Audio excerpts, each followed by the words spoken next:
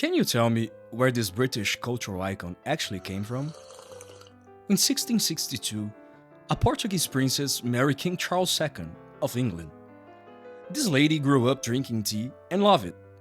It had been a popular drink in Portugal for over a century. When she arrives at the English court, appalled by how little the English appreciated or even know this drink, she makes tea the official beverage of royalty. And of course, if royalty is drinking it, everybody who can afford it starts drinking it too. In 1839, a Chinese official named Lin Zexu, following the empire's order, went to the Chinese port where more than 1,000 tons of opium had been unloaded, and threw it all into the sea. He didn't know it, but the event he and the Chinese Empire set in motion that day would drag China into a chain of national humiliations that will last the next 109 years. And so you ask, Portugal, a cup of tea, opium, China? What in the world does any of this have to do with one country's taste for a hot drink? Well, stick with me, because this domino effect gets way crazier than it looks.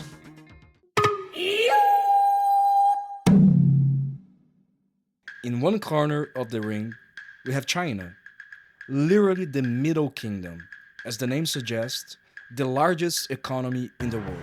A giant, fiercely self-sufficient country, convinced it has everything it needs and that nothing from the outside is of any interest to it. This empire has a single central port where all its exports and a few imports happen, Canton, run by a group of merchants licensed by the empire itself, the Couronne.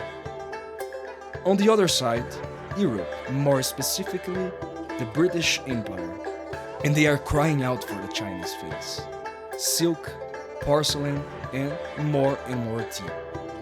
But China doesn't want anything. Actually, scratch that. It wants silver. The silver mines in its own territory aren't enough for domestic demand.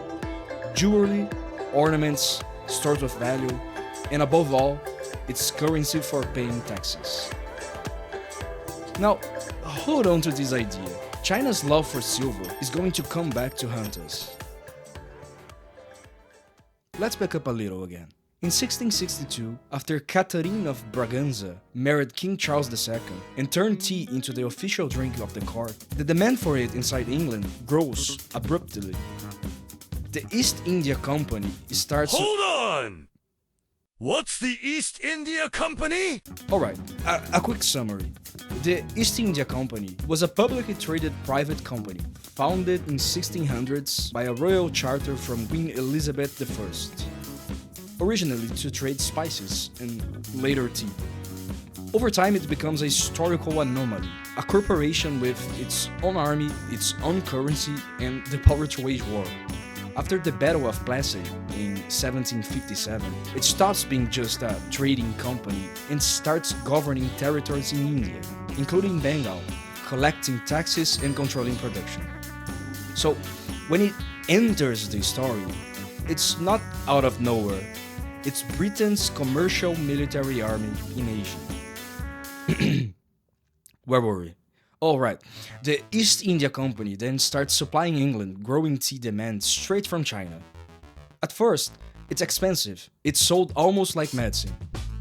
And with one small problem, the tax on tea hits 110%. A tax that high can only lead to one thing, right? Smuggling.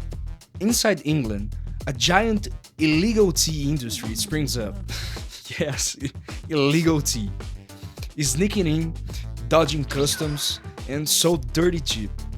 In 1784, the government finally gives up and cuts the tax from 110% to a 10% tax. Smuggling was no longer profitable, and legal tea, now cheap, explodes. And when I say explodes, I mean it explodes. It becomes everyone's national drink, from the lord to the factory worker. That explosion comes with one teeny consequence. The more tea Britain drinks, the more silver it ships to China. And that silver never comes back. Remember what I said? Because China doesn't want to buy anything in return. Think with me here. Your population has a huge demand for tea. You buy tea from China to meet that demand, you pay in silver, China hands you the tea. What am I missing here? Oh yeah, how does the silver come back? It doesn't. Tell me, Britain, what are you going to do about this? You got nothing to sell to China to get your silver back? We keep on moving, we keep on moving along. Well, we already covered who the East India Company was, the middleman that did business with China and delivered the tea to Britain. So the silver problem becomes its problem too. The solution they found planted in its own backyard. Opium. Here's the important part. At the time, opium was a medicine, extracted from poppy, used for centuries all over the world for pain, coughs, diarrhea. It was a legal agricultural product, and it just so happens the poppy grew really well in Bengal, the territory the company controlled. So the company sets up an opium production monopoly there. Just one detail, selling opium in China was banned. The Chinese Empire had outlawed the drug by imperial edict in 1729. So you ask me, if opium is banned in China, then it's pointless. This still isn't the solution Britain needs. China won't be interested. Oh my dear innocent viewer, you need to see the bigger picture here. Opium is extremely addictive, the perfect product, loyal customers, and we can produce outrageous amounts of it. Being banned in China is just a mere detail. And that's where the maneuver comes in. Britain is bleeding silver. The company, the empire's hand, wants to find a solution. But at the same time, it doesn't want to dirty its hands carrying opium into China. The solution? This part's incredible. It produces the opium in China, auctions it off to private traders, some middlemen, and washes its hand. These traders carry the opium to the Chinese coast and sell it to Chinese smugglers. The smugglers pay in silver, the silver comes back to the company uses the silver to buy tea. It's simply perfect. You see the triangle? British India produces the drug, China pays in silver, Britain uses the silver to buy tea. A balance of trade problem solved with mass chemical dependency, and everyone pretending the company only sells a legal agricultural product in Calcutta. Man, and did it work? It worked way too well. The number of opium chests entering China goes from a few hundred a year to tens of thousands. An estimated 4 to 12 million Chinese addicts by the end of 1830s. The silver starts flowing back to Britain. Everyone is happy, except the addicts and the Chinese government. A quick bit of context here. In extremely simplified terms, as I said at the start, the Chinese monetary system revolved around silver, prices, trades, and above all the payments of taxes. The lower classes, like the peasants, earn and use copper coins and pay the taxes according to the value of silver. Now hold that thought. Upstairs, opium was sold wholesale by a network of distributors and smugglers that operated in silver. That's where the silver is drained from. The silver economy, not the peasant's pocket.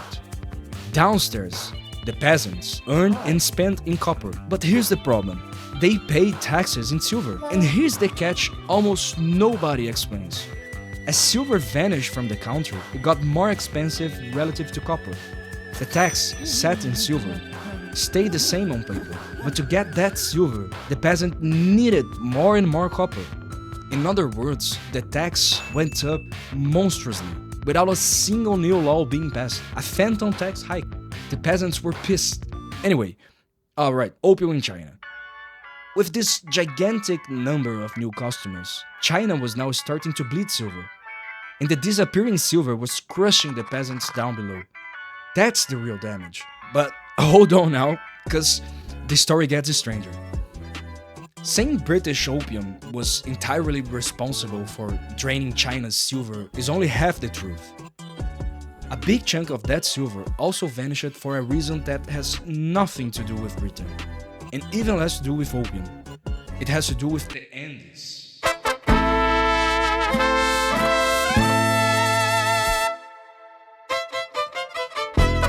Okay, most of the silver circulating in the world wasn't British, it was Spanish.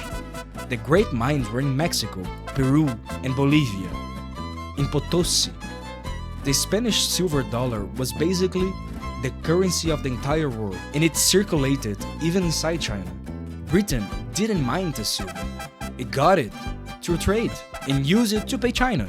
So what happens when Spain colonies in the Americas rebel in wars of independence between 1808 and 1826?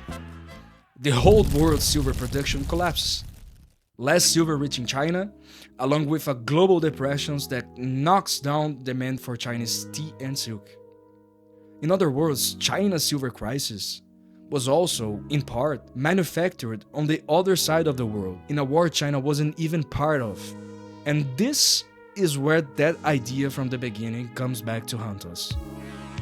Remember, China had hung its entire system, prices, taxes, trade, on a metal? Silver? Yeah? On a metal it didn't produce and whose flow it didn't control? On top of the silver draining out through opium, it took just one cough in the global silver supply, way over in the Andes, for all of China to get COVID. Yes, Britain was a total cunt, but China was also reckless in trying its own fate and monetary system to a mine in Potosi it barely knew existed. 1839, Emperor Dao Guang is fed up. The country is full of edicts, the silver is vanishing, the taxes are suffocating the people, and yes, they knew the opium came from British India. The problem was never a lack of laws. Opium had been banned for over 100 years. The problem was that the law didn't stick.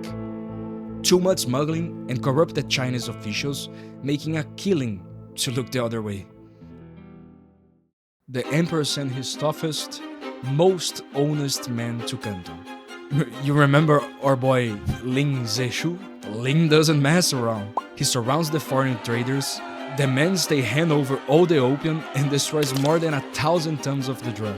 He even writes an open letter to Queen Victoria, appealing to her morals. You banned this stuff back in your own house, so why push it over here? The letter was never answered. And now Britain has a PR problem. The whole scheme has gone down the drain. China won't tolerate opium anymore, and the problem would come right back. But you can't just declare war on a country because it stopped you from dealing drugs inside its own territory. It's a bad look, don't you think? So now what, Britain? Well, they come up with something else. The war, they say, isn't about opium. It's about free trades. It's about British dignity, about British subjects surrounded and humiliated in Canada, about confiscated British property. Watch the magic trick. They went to war for the right to sell drugs and call it free trade. Oh, the euphemism.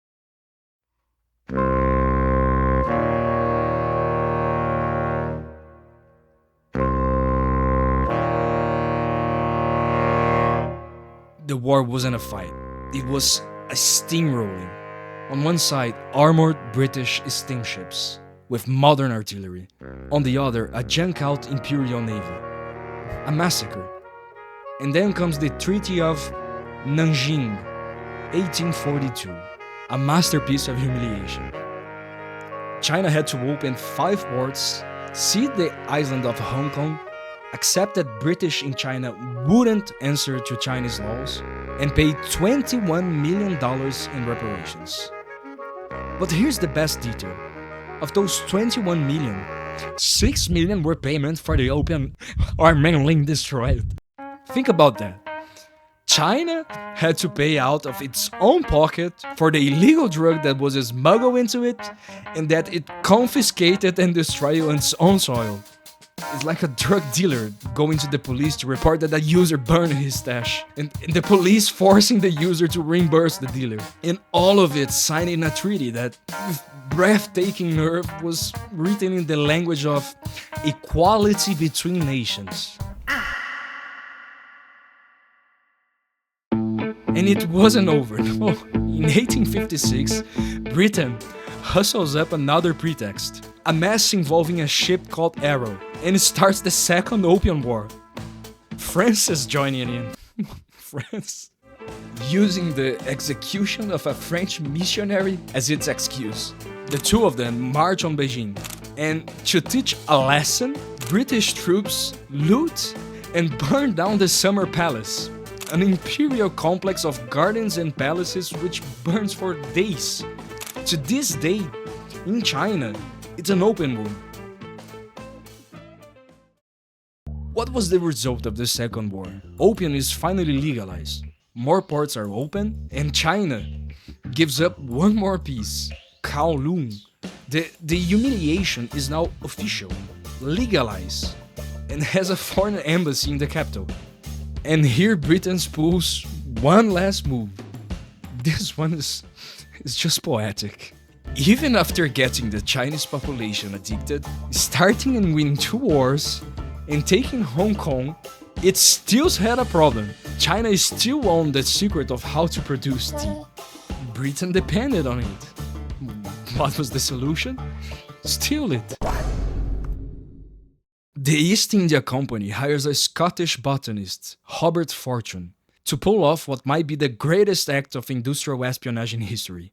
Disguised as a Chinese local, he infiltrates the interior of China and smuggles out around 2,000 tea seedlings and seeds, plus the production secrets, plus Chinese workers to teach the technique.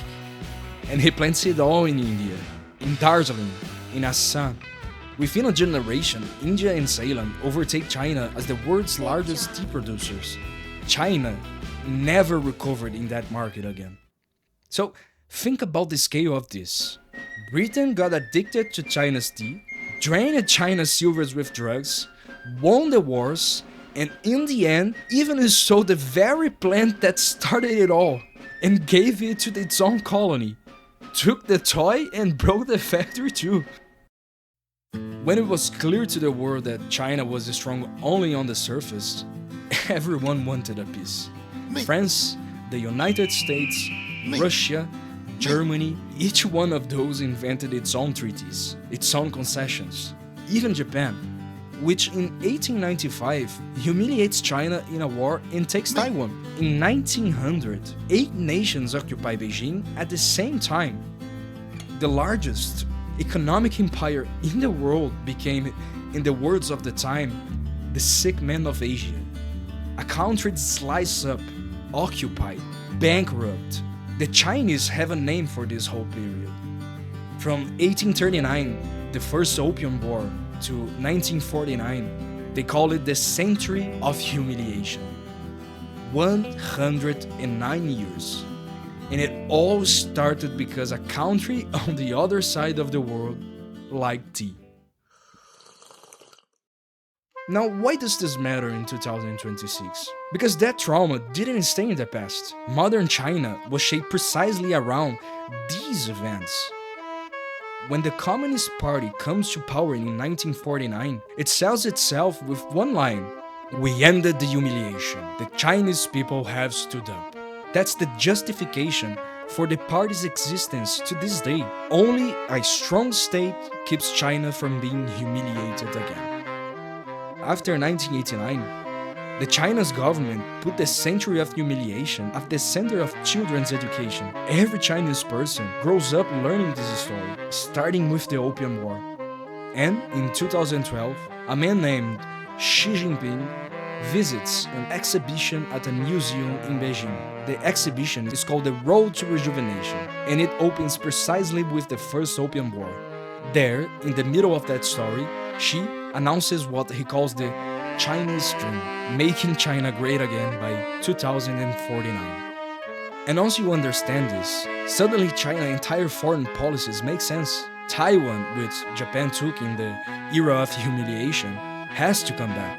Hong Kong, which Britain took in the Treaty of Nanjing, came back in 1997, and the tightening grip on it is sold as erasing that shame. The South China Sea, the aggressive diplomacy, the race for technological self-sufficiency, it's all the same line repeated. Never again. This is what drew the map of power in the 19th century. And it's what's still drawing the map of power now. All from a cup of tea.